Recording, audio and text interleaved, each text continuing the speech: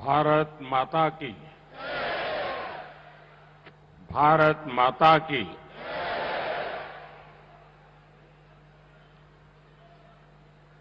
गुजरात के लोकप्रिय मुख्यमंत्री श्रीमान भूपेंद्र भाई पटेल, गुजरात भारतीय जनता पार्टी के अध्यक्ष और संसद में मेरे साथी श्री सी.आर. पाटिल, केंद्रीय मंत्रिपरिषद के मेरे सहयोगी पुरुषोत्तम रूपाला जी, मनसुख मांडविया जी, डॉक्टर महेंद्र मुजपरा जी, हमारे वरिष्ठ नेता श्री वजूभाई वाला, श्री विजयभाई रूपाणी, पटेल सेवा समाज ट्रस्ट के सभी ट्रस्टी, सभी दाता, विशाल संख्या में हमें आशीर्वाद देने के लिए यहां पधारे हुए पूज्य संतगण, गुजरात सरकार के अन्य मंत्रीगण, सांसदगण, विधायकगण और इतनी गर्मी के बावजूद भी आटकोट में इतनी बड़ी संख्या में आशीर्वाद देने के लिए आए हुए मेरे प्यारे भाइयों और बहनों,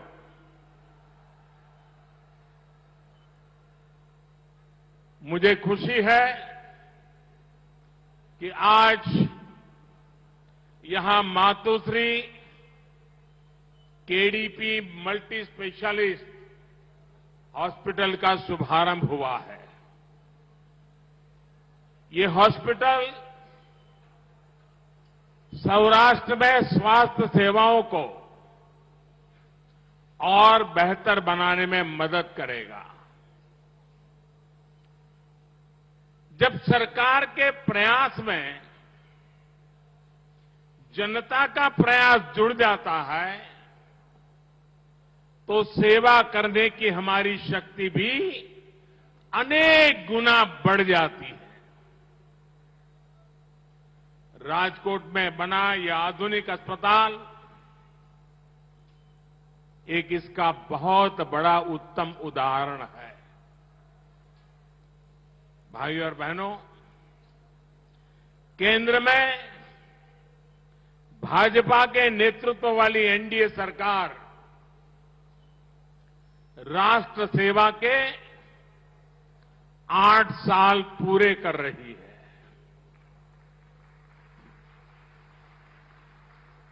8 વર્ષ પહેલા તમે બધા મને વિદાય આપી હતી,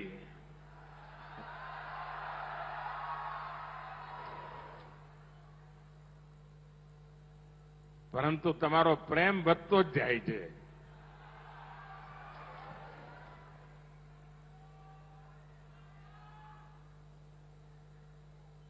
आज जब गुजरात की धरती पर आया हूं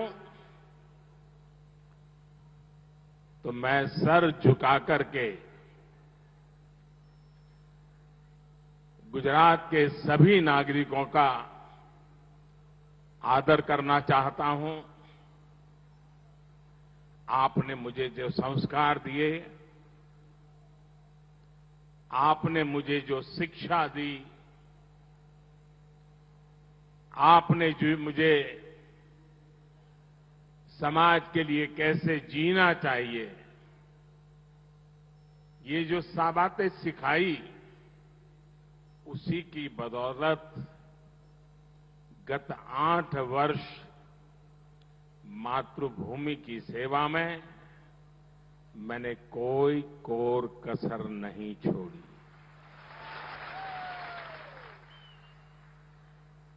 ये आप ही के संस्कार है, इस मिट्टी के संस्कार है।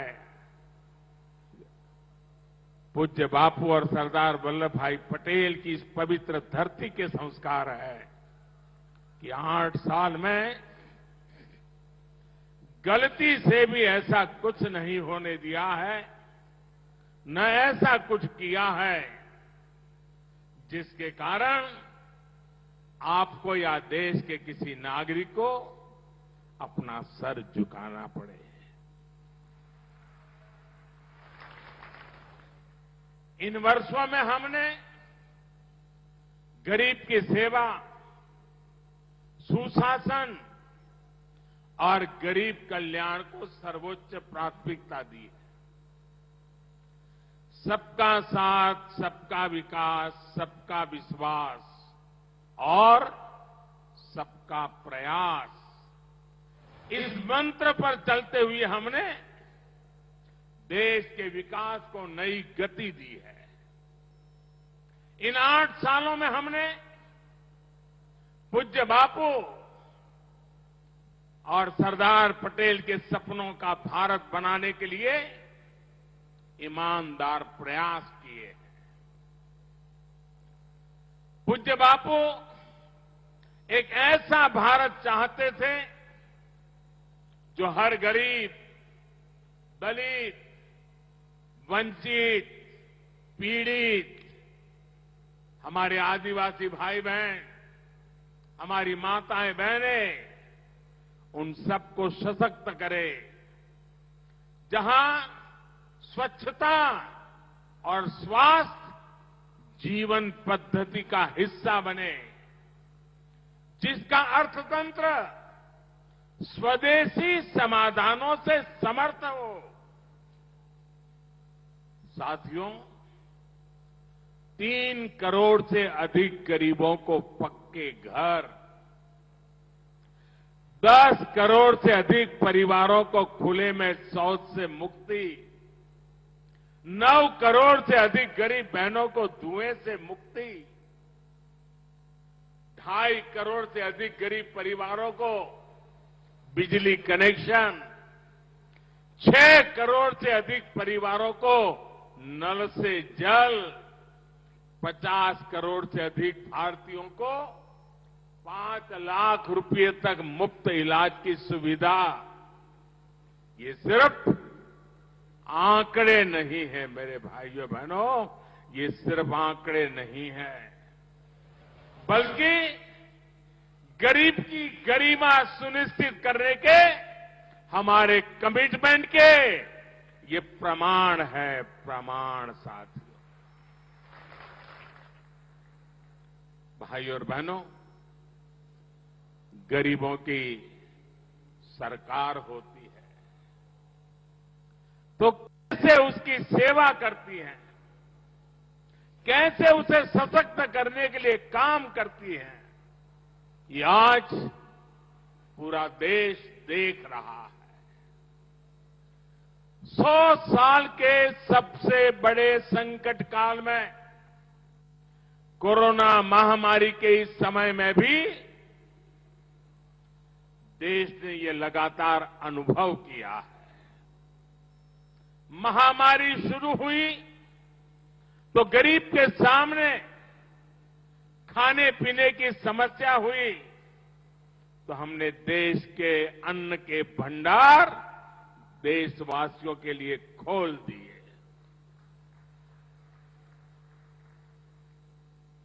हमारी माताओं बहनों को सम्मान से जीने के लिए जनधन बैंक खाते में सीधे पैसे जमा किए, किसानों और मजदूरों के बैंक खाते में पैसे जमा किए, हमने मुफ्त गैस सिलेंडरों की भी व्यवस्था की ताकि गरीब के घर की रसोई चलती रहे, उसका घर का चूल्हा कभी बुझ न पाए।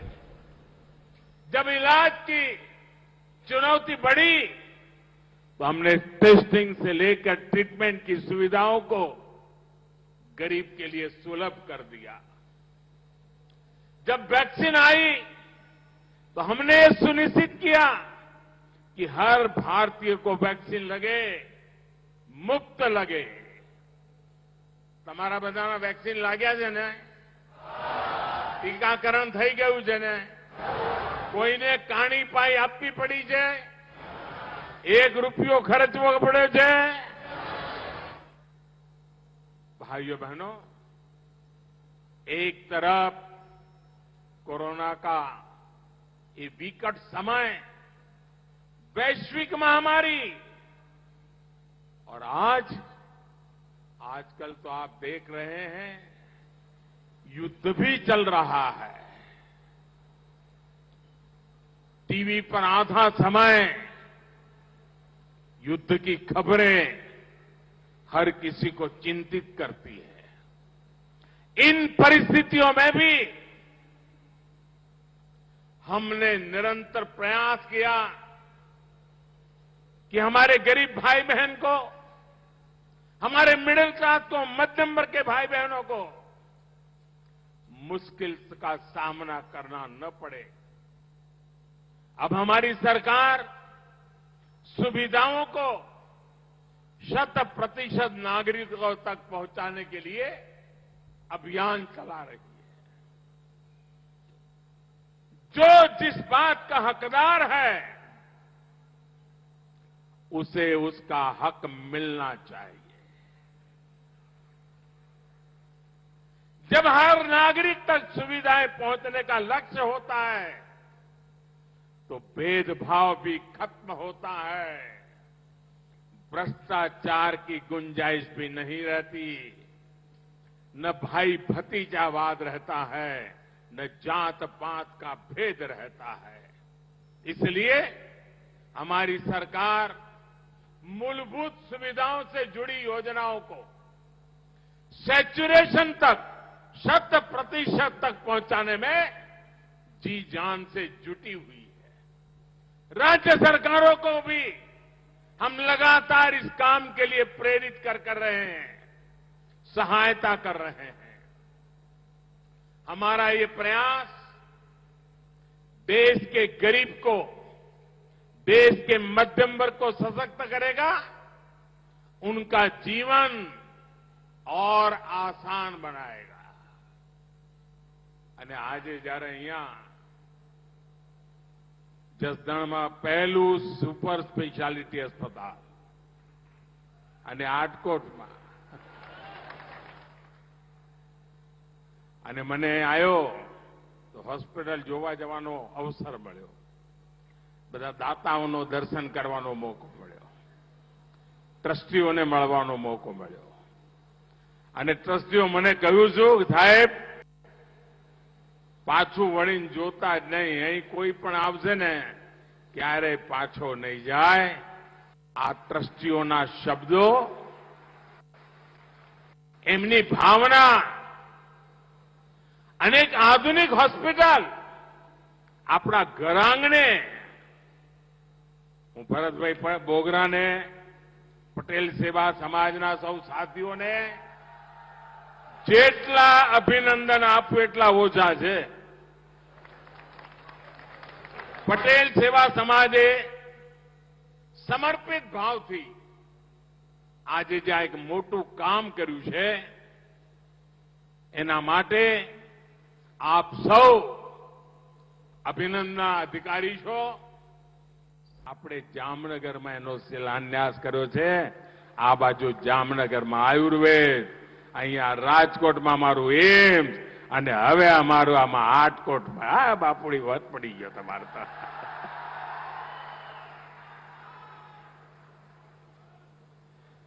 સાથીઓ, 2 દશક પહેલા ત્યારે આપણા ગુજરાતમાં માત્ર ને માત્ર 9 મેડિકલ કોલેજો હતી। આ બધું યાદ રાખો તો ભૂલી જાવ તો લ્યા, આ નવી પેઢીને કહેજો પાછું, નહીં તો એમને તો ખબર જ નહીં હોય કે શું હાલ હતા। માત્ર 9 મેડિકલ કોલેજો, અને ડોક્ટર બનવાની ઈચ્છા કેટલા બધાની હોય ત્યારે માંડ 1100 બેઠકો હતી જેમાંથી ડોક્ટર માટે ભણી શકે। આવડું મોટું ગુજરાત 2001 પહેલા 1100 બેઠક। અને તમને જાણીને આનંદ થશે ભાઈઓ કે આજે સરકારી અને પ્રાઇવેટ મેડિકલ કોલેજો મળીને 30 મેડિકલ કોલેજ એકલા ગુજરાતમાં છે.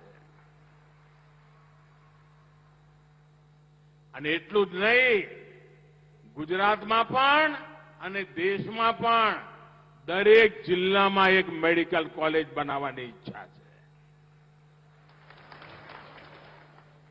એમબીબીએસ અને પીજી એની મેડિકલ સીટો એક જમાનામાં 1100, આજે 8000 સીટો છે. 8000. ભાઈઓ બહેનો, અને એમાં પાછું આપણે નવી હિંમત કરી છે. તમે મને કહો, ગરીબ મા બાપને પણ દીકરો કે દીકરી ડોક્ટર બને એવી ઈચ્છા થાય કે ના થાય? જરા કહો તો ખબર પડે. થાય કે ના થાય? થાય કે ના થાય? પણ હવે એને પેલો પૂછે કે તમે અંગ્રેજી માધ્યમમાં ભણ્યા હતા કે ગુજરાતી માધ્યમમાં? હવે તમે અંગ્રેજી માધ્યમમાં ભણ્યા હો તો ડોક્ટર બનવાનો દરવાજો ખુલે. તમે ગુજરાતી માધ્યમમાં ભણ્યા હો તો તમે ડોક્ટરનો દરવાજો બંધ. હવે આ અન્યાય છે કે નહીં? અન્યાય છે કે નહીં ભાઈ?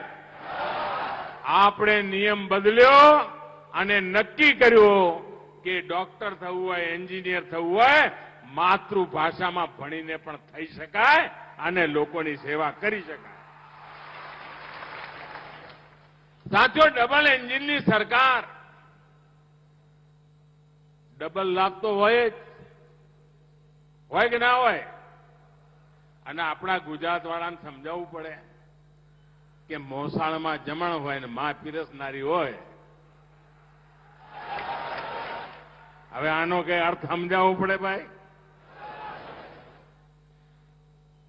આ ડબલ એન્જિનની સરકારે ગુજરાતના વિકાસને નવી ઊંચાઈ પર પહોંચાડવા માટેનું કામ આપ્યું છે ભાઈઓ.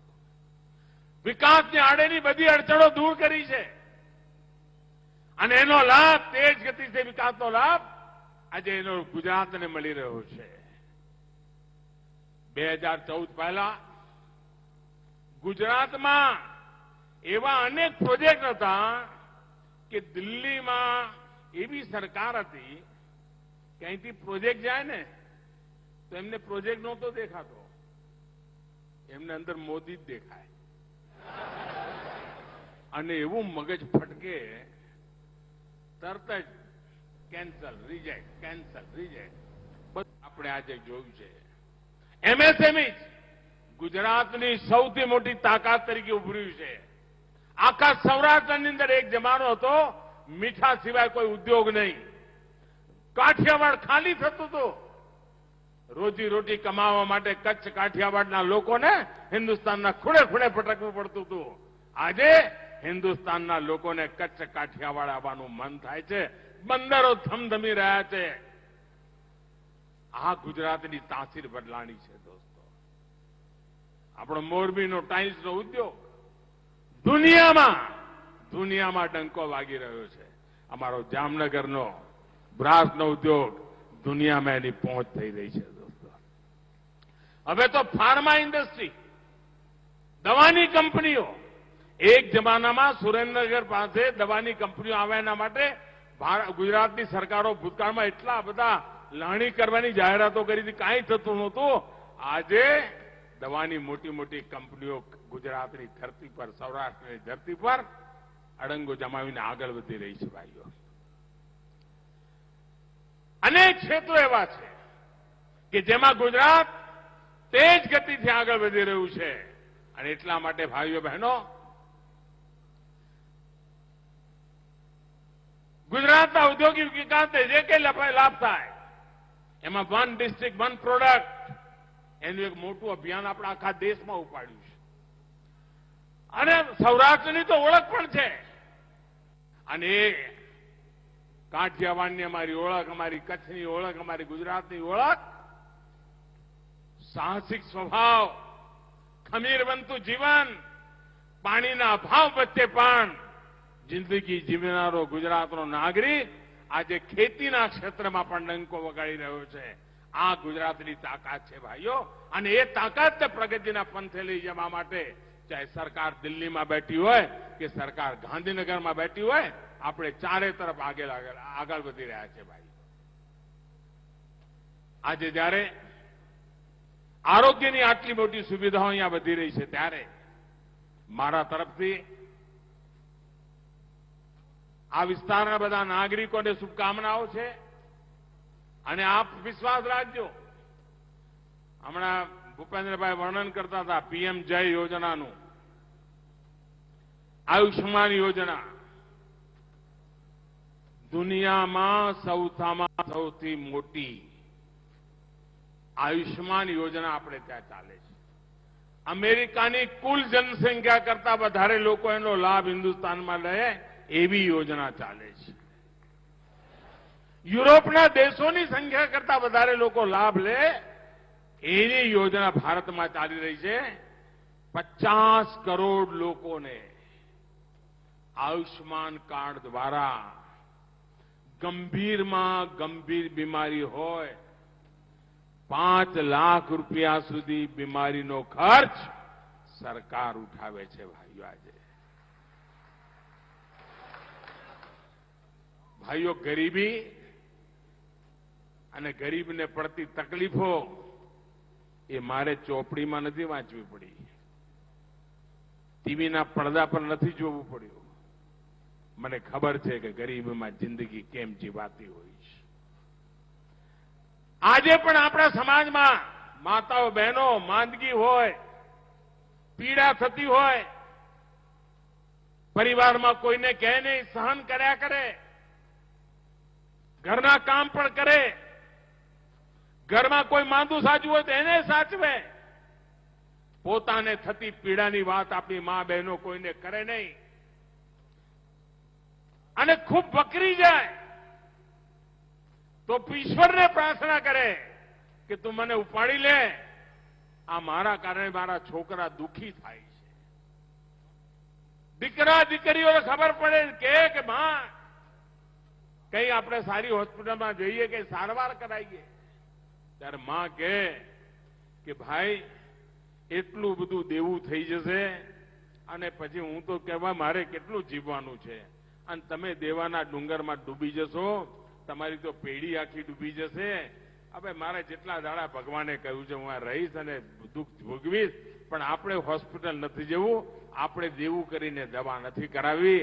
અને આપણા દેશની માતાઓ બહેનો પૈસાના અભાવે ઉપચાર નહોતી કરાવતી, દીકરો દેવાના ન ડૂબી જાય એના માટે થઈને હોસ્પિટલ નહોતી જતી. એ માતાઓ દિલ્હીમાં એક દીકરો એવો બેઠો છે,